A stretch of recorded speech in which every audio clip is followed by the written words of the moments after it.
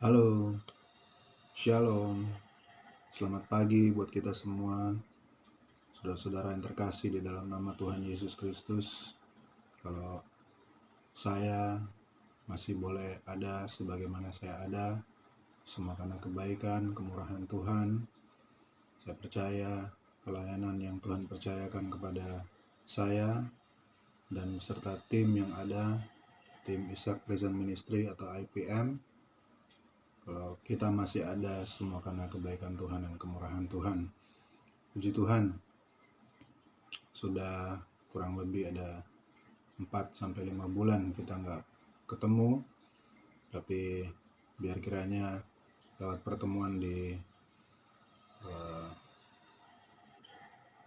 live streaming ini tidak mengurangi rasa rindu kita kepada pelayanan penjara yang ada, dan kita masih bisa bertemu walaupun tidak bertemu secara langsung, tapi saya percaya Tuhan yang ada bersama dengan kita. Tuhan juga yang akan memberikan kemampuan bagi kita semua untuk kita bisa menghadapi semua hal yang harus kita hadapi secara bersama ataupun dunia. Dan kita percaya juga bahwa setiap hal yang Tuhan izinkan terjadi di dalam diri kita, semuanya Tuhan pasti bela kita, Tuhan pasti tolong kita semua. Dan puji Tuhan, pada pagi hari ini, kalau teman-teman warga binaan bisa berkumpul, bersatu, walaupun kami yang ada di luar tidak bisa masuk, tapi saya percaya walaupun dalam kondisi keadaan seperti ini, doa kita tetap ada, doa kita tetap bersatu. Di dalam doa kita bisa bertemu, saudara. Haleluya. Saudara percaya akan hal itu? Di dalam doa, kalau saudara berdoa bagi kita, pelayanan penjara, semua tim, gereja, ministry, yayasan apapun, di dalam doa kita pasti bisa bertemu. Dan tidak akan membuat hidup kita semakin menjauh satu dengan yang lainnya. Tapi di dalam doa kita juga bisa saling memberikan pengharapan, saling memberikan kekuatan. Memang hal itu tidak kelihatan, tapi kalau kita masih bisa kuat sampai hari ini, saya percaya itu semua berasal dari doa, saudara. Ya, saya sering ucapkan kepada teman-teman warga binaan dimanapun berada, Tuhan percayakan kami IPM melayani, saya tetap katakan, tetap adakan doa. Walaupun dalam masa seperti ini juga, ya, Tamping juga teman-teman yang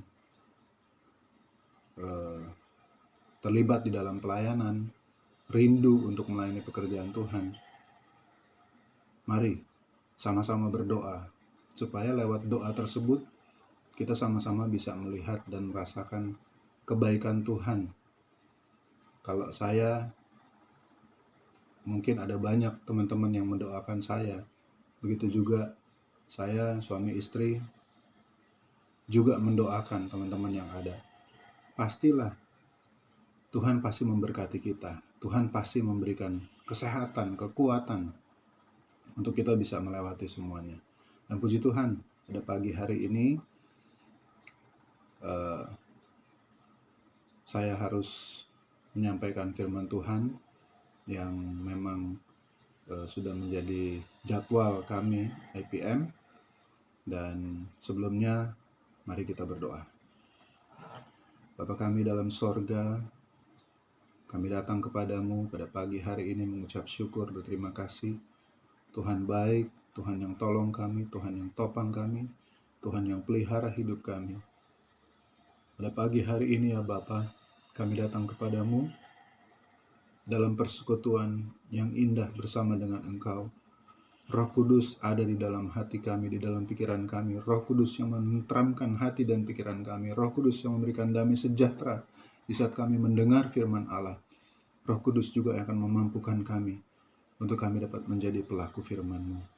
Urapan Allah terjadi atas kehidupan hamba-Mu yang tidak ada apa-apanya ini Tuhan. Kami percaya apa hal yang kami hadapi Tuhan. Hari-hari terakhir ini kami percaya hanya Roh Kudus yang memampukan kami untuk kami hidup di dalam iman, kami hidup di dalam pengharapan, kami hidup di dalam kasih mengasihi Engkau. Terima kasih Bapa, berfirman-Lah ya Tuhan, kami mau siapkan hati dan pikiran kami dalam jalan kebenaran-Mu, hanya di dalam nama Tuhan Yesus Kristus. Haleluya. Amin. Puji Tuhan, pagi hari ini saya berikan tema atau judul Iman yang bertambah-tambah. Coba kita baca di dalam Matius 15 ayat 21 sampai 28. Matius 15 ayat 21 sampai 28. Matius 15 ayat 21 sampai 28. Judulnya di Alkitab Perempuan Kanaan yang Percaya. Lalu Yesus pergi dari situ dan menyingkir ke daerah Tirus dan Sidon. Maka datanglah seorang perempuan Kanaan dari daerah itu dan berseru, "Kasihanilah aku ya Tuhan, anak Daud, karena anakku perempuan kerasukan setan dan sangat menderita." Tetapi Yesus sama sekali tidak menjawabnya. Lalu murid-muridnya datang dan meminta kepadanya, "Suruhlah ia pergi, ia mengikuti kita dengan berteriak-teriak." Jawab Yesus, "Aku diutus hanya kepada domba-domba yang hilang dari umat Israel." Tetapi perempuan itu mendekat dan menyembah. Dia sambil berkata, "Tuhan, tolonglah aku." Tetapi Yesus menjawab, "Tidak patut mengambil roti yang disediakan bagi anak-anak dan melemparkannya kepada anjing." Kata perempuan itu, "Benar Tuhan, namun anjing itu makan remah-remah yang jatuh dari meja tuannya." Maka Yesus menjawab dan berkata kepadanya, "Hai ibu, besar imanmu, maka jadilah kepadamu seperti yang kau kehendaki." Dan seketika itu juga anaknya sembuh. Puji Tuhan, teman-teman, pagi hari ini kita melihat ada banyak hal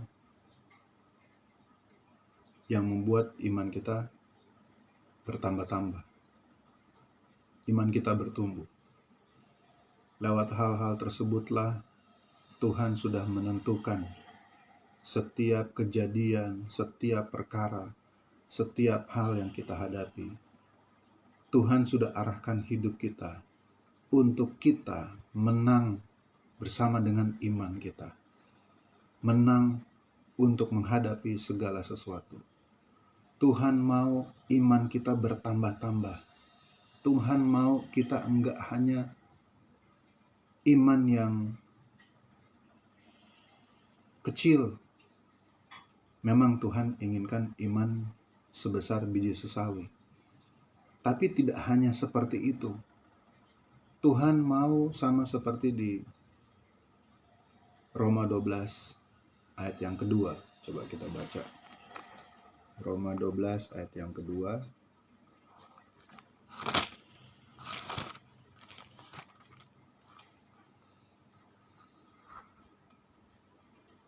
"Janganlah kamu menjadi serupa dengan dunia ini, tetapi berubahlah oleh pembaruan budimu, sehingga kamu dapat membedakan manakah kehendak Allah, apa yang baik, yang berkenan kepada Allah, dan yang sempurna. Berdasarkan kasih karunia yang dianugerahkan kepadaku, aku berkata kepada setiap orang di antara kamu, janganlah kamu memikirkan hal-hal yang lebih tinggi daripada yang patut kamu pikirkan, tetapi hendaklah kamu berpikir begitu rupa, sehingga kamu menguasai diri menurut ukuran iman yang dikaruniakan Allah kepada kamu masing-masing." Saudara yang terkasih, Tuhan Yesus memberikan pernyataan di dalam setiap anak-anaknya bahwa kalau kita berubah, kita mengubah hidup, hati, dan pikiran kita menjadi seperti firman Allah, maka kita akan mengetahui apa itu yang baik. Kita akan mengetahui apa yang berkenan kepada Allah, dan kita akan mengetahui apa yang sempurna. Kita dapat membedakan manakah kehendak Allah, apa yang baik, yang berkenan kepada Allah, dan yang sempurna. 4 hal ini yang ditentukan oleh kehidupan kita supaya kita bisa bertambah-tambah di dalam iman. Saudara yang terkasih, percayalah Tuhan tidak meninggalkan kita. Tuhan ada bersama dengan kita. Tapi Tuhan mau tidak hanya itu saja yang kita datang kepada Tuhan, mempersembahkan hal yang sama, berdoa kepada hal yang sama, meminta kepada hal yang sama. Artinya seperti ini. Kebaikan dilakukan oleh semua agama. Tapi standar iman Kristen itu ditentukan dari perkataan Kristus. Kalau Tuhan Yesus berkata seperti ini, kalau kamu ada orang suruh kamu berjalan 1 mil, berjalanlah dengan dia sebanyak 2 mil. Kalau ada orang minta pakaian kamu, kasih juga jubah kamu. Terus lagi dikatakan, kalau ada orang menampar pipi kananmu, kasih juga pipi kirimu. Lagi yang terakhir, Tuhan katakan apa? Kasihilah musuhmu. Nah, ini standar iman Kristen, saudara. Haleluya. Ini standar iman kita. Bukan sama seperti dikatakan, kalau kamu melakukan yang baik, saya juga akan melakukan yang baik. Ya, ini dunia pada umumnya seperti ini. Kalau kamu melakukan sesuatu yang baik kepada saya juga akan pasti lebih baik. Tapi jeleknya seperti ini. Kalau kamu melakukan yang jahat kepada saya akan lebih jahat daripada kamu. Nah, statement-statement inilah, pernyataan-pernyataan seperti inilah yang membuat iman kita itu enggak bertumbuh. Karena apa? Karena bicara pada umumnya. Dan Tuhan tidak mau sama seperti dunia ini. Roma 12 ayat 2 mengatakan, jangan kamu menjadi sama dengan dunia ini, tapi berubahlah oleh pembaruan budimu. Haleluya. Haleluya. Kita kembali lagi ke Matius pasal yang ke-15. Ya.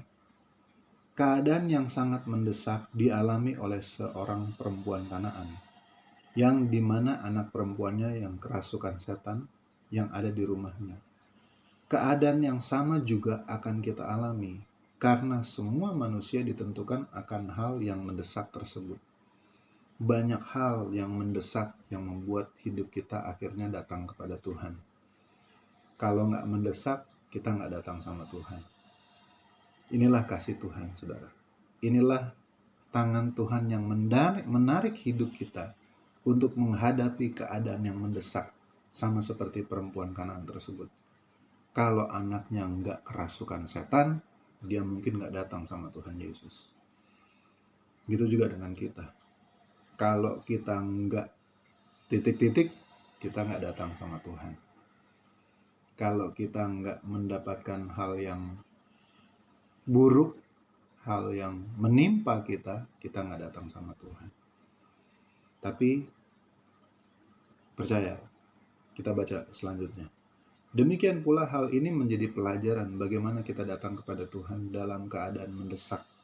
Dalam rumah tangga, dalam bermasyarakat, dalam berpendidikan, kita pasti alami hal-hal ini. Keadaan mendesak. Bagaimana di dalam rumah tangga, ya, anak mulai berontak kepada orang tua. Mendesak kebutuhan anak. Begitu juga sebaliknya, suami istri bicara tentang kebutuhan, udah pasti hal-hal mendesak itu kita doakan. Ya kan, dalam bermasyarakat, bicara tentang politik, bicara tentang alam semesta ini, bicara tentang semuanya. Hal mendesak tersebutlah itu yang membawa kita lebih dekat kepada Tuhan. Saudara yang terkasih di dalam nama Tuhan Yesus Kristus, mari, kalau ada hal yang mendesak di dalam hidup kita, kita datang sama Tuhan. Kenapa? Karena hanya Tuhan yang sanggup, hanya Tuhan yang bisa memberikan kelegaan. Sekalipun pada dasarnya mungkin kita belum melihat keadaan baik. Tapi lewat hal yang mendesak tersebut, kita dituntut, iman kita dituntut bertambah-tambah. Iman kita dituntut sama Tuhan bertambah-tambah lagi. Haleluya. Saya catat ada 3 hal. Ya. Hal yang mendesak tersebut ada 3 hal. Kita baca di ayat yang ke-22. Matius 15 ayat yang ke-22. Bagian B. Kasihanilah aku ya Tuhan, anak Daud, karena anakku perempuan kerasukan setan dan sangat menderita. Saya catat di sini, nomor 1 adalah adat kebiasaan. Adat kebiasaan daripada orang-orang Israel zaman dulu. Ya, mereka tahunya Yesus itu adalah anak Daud, yang pada notabene-nya dari beberapa keturunan Daud raja Israel, ya, sampai zaman Yesus ada beberapa keturunan. Dan seperti kita ketahui, apa yang dibangga-banggakan oleh orang Israel sampai hari ini, orang Israel yang berkeras, yang memiliki kebebalan, ya, yang memiliki hal yang tidak percaya kepada Yesus sebagai Tuhan dan Juru Selamat. Hal itu juga yang dibawa oleh Tuhan sampai kepada hal tersebut, sampai kepada hal yang mendesak. Mau nggak mau, perempuan Kanaan ini mengakui Yesus itu adalah anak Daud. Mau nggak mau, perempuan ini akhirnya dia dapat melihat. Mungkin ada orang yang berkata sama dia, atau mungkin dia mendengar sebuah cerita, atau mungkin dia mendengar ada beberapa orang yang menyampaikan kepada dia, oh Yesus itu adalah anak Daud. Yang tadinya mungkin dia tidak mau percaya. Tapi apa yang Yesus lakukan di zaman Yesus masih hidup, di zaman Yesus melakukan pelayanan, semua hal-hal yang baik, menyembuhkan orang sakit, membangkitkan orang mati, menolong orang, menghibur orang, mengajar, ya. Nah, hal-hal seperti itu. Dan akhirnya, mau tidak mau, perempuan ini juga menyatakan Yesus itu adalah anak Daud. Ya. Dan yang kedua, bicara tentang melepaskan adat, keangkuhan diri, meminta belas kasihan. Saudara yang terkasih, jika kita datang dalam kebutuhan, keperluan kita kepada Tuhan, udah pasti kita datang dengan meminta. Udah pasti kita datang dengan segala keberadaan hidup kita. Tuhan tahu nggak masalah kita? Sangat tahu. Tuhan tahu kebutuhan kita. Tuhan tahu apa yang menjadi permasalahan di dalam hidup kita. Apa yang menekan hidup kita, Tuhan tahu. Tapi reaksinya di dalam hidup kita tuh apa? Di saat keadaan mendesak itu terjadi di dalam diri kita, reaksinya apa? Apakah reaksinya kita itu meninggalkan Tuhan, atau reaksinya kita itu mau memberontak kepada Tuhan, atau reaksinya apa? Nah, perempuan Kanaan ini, dia merasa anaknya perlu ditolong. Dan akhirnya dia melepaskan adat tersebut dengan apa? Coba kita baca di dalam ayat yang ke-25. Tetapi perempuan itu mendekat dan menyembah dia sambil berkata, Tuhan, tolonglah aku. Mungkin kalau zaman dulu, pada saat orang-orang Israel melihat Yesus, kan ada sebagian yang memuji-muji Yesus. Ada sebagian yang suka sama Yesus, tapi ada sebagian juga yang gak suka sama Yesus. Nah, saya gak tahu perempuan Kanaan ini ada di posisi yang mana. Apakah dia dulunya suka sama Yesus, memang suka sama Yesus, atau memang dulunya memang gak percaya sama Yesus. Tapi apapun itu, apapun alasannya, perempuan tersebut pada akhirnya datang kepada Yesus. Demikian juga kehidupan kita sebagai anak-anak Tuhan. Ada kalanya kepala kita harus dipentokin ke tembok dulu baru bisa datang sama Tuhan. Hal yang mendesak itu datang kepada kita seperti sebuah kecelakaan, seperti sebuah masalah yang besar, seperti hal yang menekan hidup kita. Nah, sekarang pertanyaannya, kita mau melepaskan adat keagamawian kita enggak? Kadang-kadang kita sebagai orang, mungkin dulu saya sebagai seorang hamba Tuhan, atau mungkin dulu saya sebagai seorang majelis, atau mungkin saya dulu sebagai seorang yang terpandang di gereja saya. Tapi begitu kita menghadapi hal yang mendesak, mau gak mau kita harus sujud menyembah kepada Tuhan. Yang dulunya mungkin kita gak mau berdoa dengan mengeluarkan air mata, tapi begitu kita menghadapi hal yang mendesak, mau gak mau air mata itu keluar dengan sendirinya. Hati kita gelisah dengan keadaan kondisi hal yang mendesak tersebut, membuat kita menarik diri kita untuk kita bisa datang kepada Tuhan. Segala keangkuhan di dalam hidup kita itu sepertinya udah habis. Mau sombong apa kita di hadapan Tuhan? Orang kita masih manusia daging. Kita menghadapi masalah, kita masih suka gak setia sama Tuhan. Mau sombongnya kita sampai di mana? Ya, minta belas kasihan Tuhan. Dan yang ketiga, merendahkan diri, mengakui Tuhan Yesus sebagai otoritas yang tertinggi. Coba kita baca 1 Petrus 2 ayat 5-7. 1 Petrus 2 ayat 5-7. 1 Petrus 2 ayat 5-7.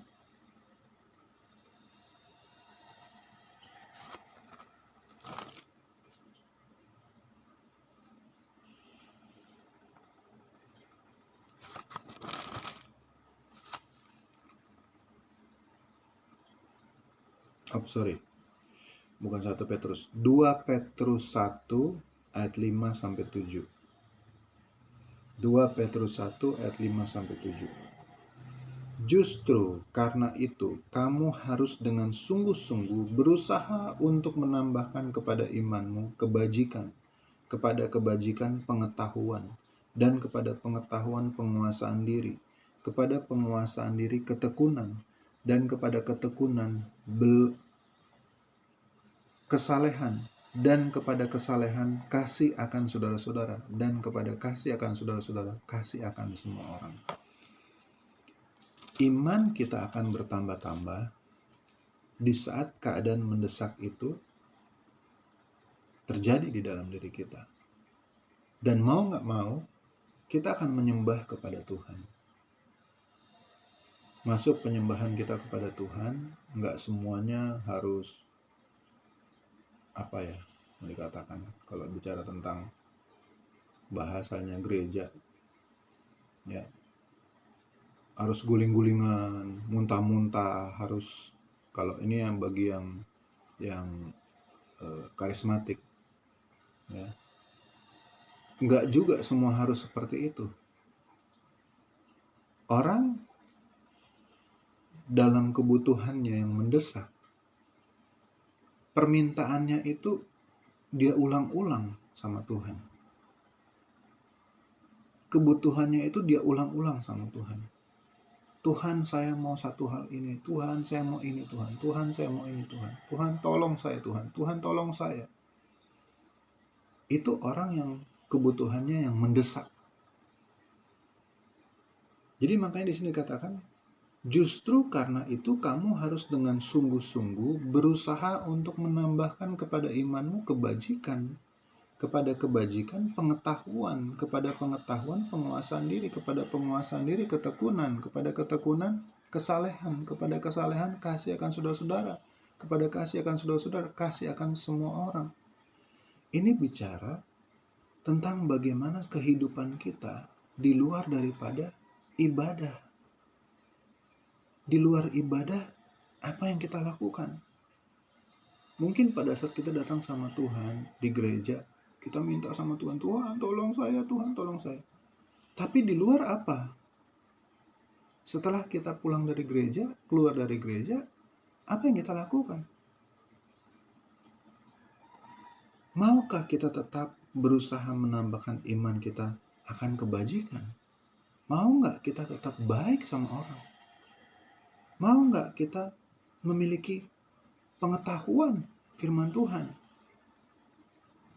Pengetahuan dan kepada pengetahuan penguasaan diri. Mau nggak kita menguasai diri kita? Dan kepada penguasaan diri, ketekunan. Mau nggak kita tetap tekun? Cari Tuhan. Saudara, mungkin kalau di dalam gereja lebih enak kita bisa bersekutu, cari Tuhan. Tapi kalau di luar gereja, kita udah masing-masing dalam kegiatan kita masing-masing, kesibukan kita masing-masing. Di mana Tuhannya? Di mana doa kita yang tadinya kita katakan, oh kita menyembah kepada Tuhan, kita menyembah kepada Tuhan. Justru di luar daripada gereja inilah, justru di jam-jam kita sendiri inilah, Tuhan sedang menilik setiap hati kita. Mau nggak iman kita bertambah-tambah? Tuhan tuntut loh iman kita bertambah-tambah. Haleluya. Haleluya. Ini yang menjadi pengakuan iman kita kepada Tuhan. Untuk mendapatkan hal-hal tersebut, kita harus merasa kosong di hadapan Tuhan dan harus ada rasa menghormati hadiratnya. Karena lewat hadiratnya, pertambahan iman kita ditentukan oleh seberapa pentingnya keselamatan daripada hawa nafsu daging ini. Saya catat di sini, saya ulang. Pertambahan iman kita ditentukan oleh seberapa pentingnya keselamatan yang dari Tuhan daripada nafsu daging ini. Mana yang lebih penting? Keselamatan atau nafsu daging ini? Mari kita cek dalam hati kita masing-masing, saudara. Mari kita pelihara firman Tuhan di dalam hidup kita.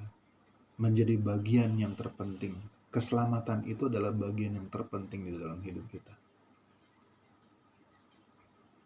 Biar lewat keadaan yang mendesak ini, justru kita datang kepada Tuhan, merendahkan diri kita di hadapan Tuhan, mengakui Tuhan Yesus sebagai otoritas yang tertinggi di dalam hidup kita. Itulah yang menyelamatkan hidup kita dari setiap hal-hal duniawi ini. Kita baca ayat yang terakhir, Titus 1 ayat 11-12. Titus 1 ayat 11-12.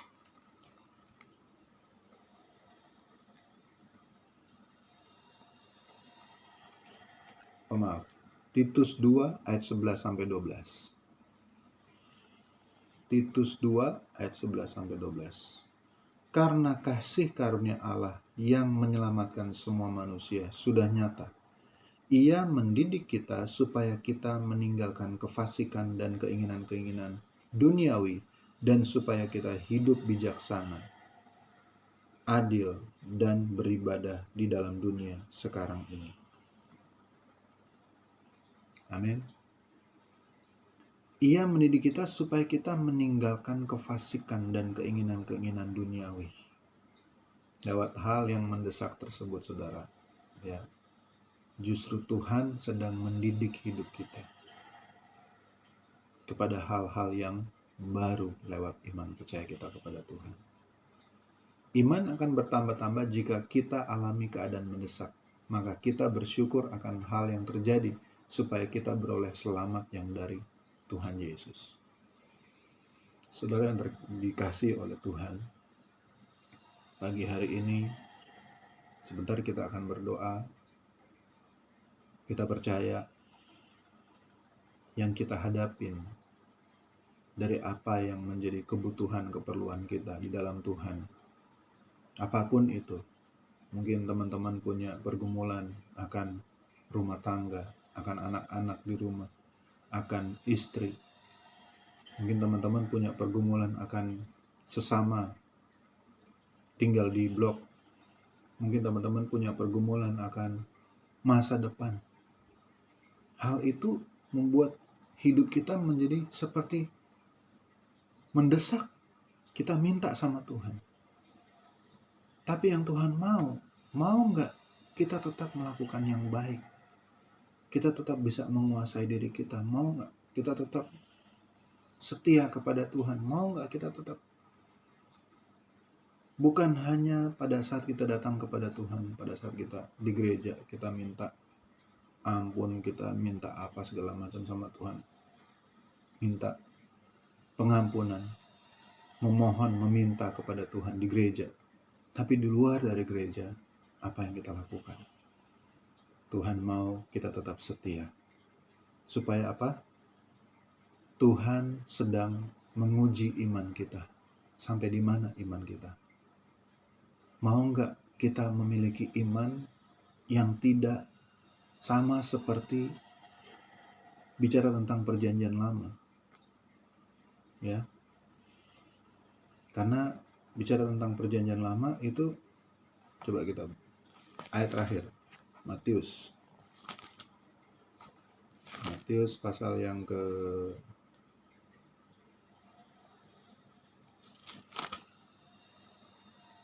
ya,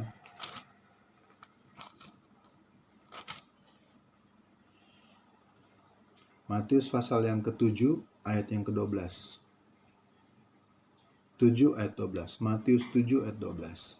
Segala sesuatu yang kamu kehendaki supaya orang perbuat kepadamu, perbuatlah demikian juga kepada mereka. Itulah isi seluruh hukum Taurat dan kitab para nabi.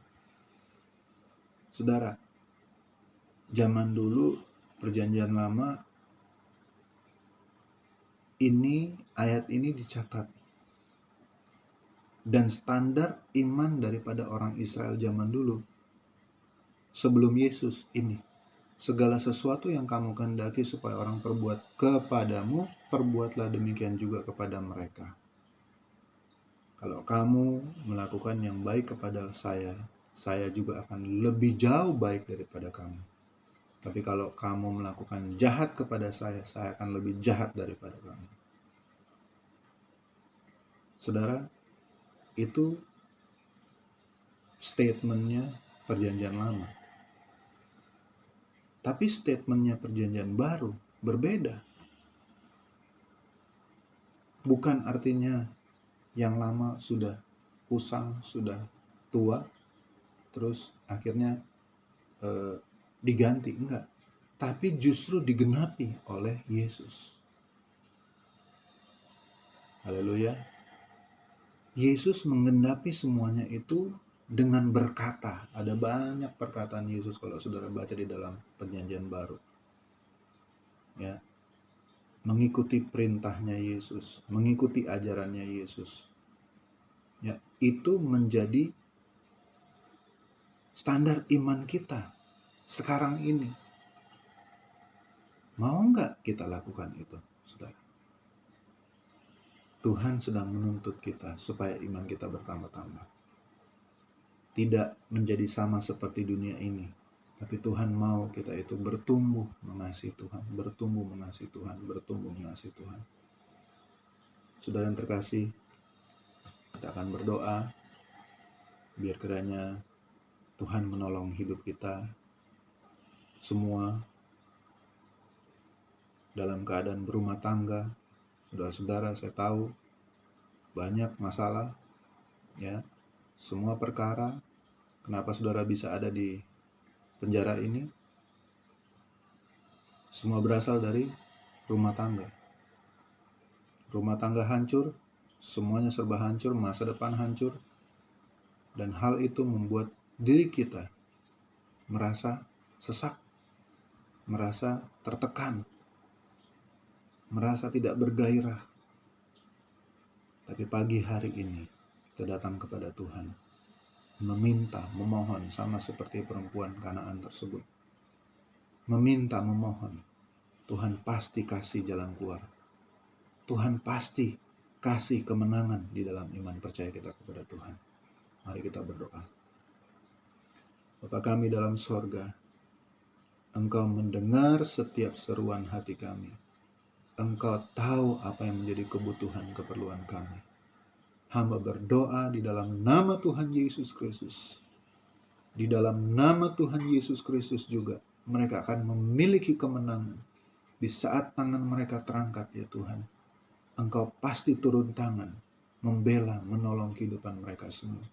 Berkatilah iman mereka Tuhan, agar lewat iman mereka, nama Yesus dipermuliakan. Berkatilah apa yang menjadi kerinduan mereka Tuhan.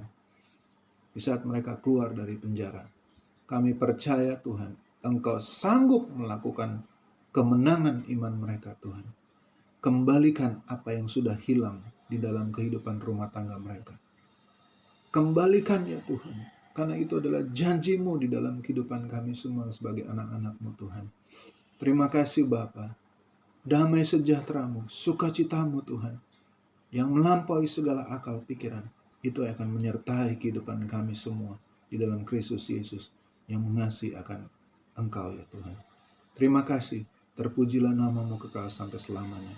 Inilah yang menjadi doa dan ucapan syukur kami naikkan di dalam nama Tuhan Yesus Kristus. Haleluya. Amin. Puji Tuhan. Saudara, saya mau ingatkan ya bahwa kita harus tetap berdoa. Kita harus tetap memiliki doa. Harus berdoa. Berdoa terus. Kenapa? Karena Tuhan, saya tidak tahu apa yang akan terjadi ke depan, tapi yang pasti di dalam doa Tuhan kasih damai sejahtera. Kalau kita ada damai sejahtera, sudah pasti kita dapat berdoa. Kalau kita sudah bisa berdoa, semua kegiatan yang kita lakukan hari-hari kita, pasti Tuhan berikan keberhasilan. Puji Tuhan, selamat pagi, tetap semangat, Tuhan Yesus memberkati. Haleluya.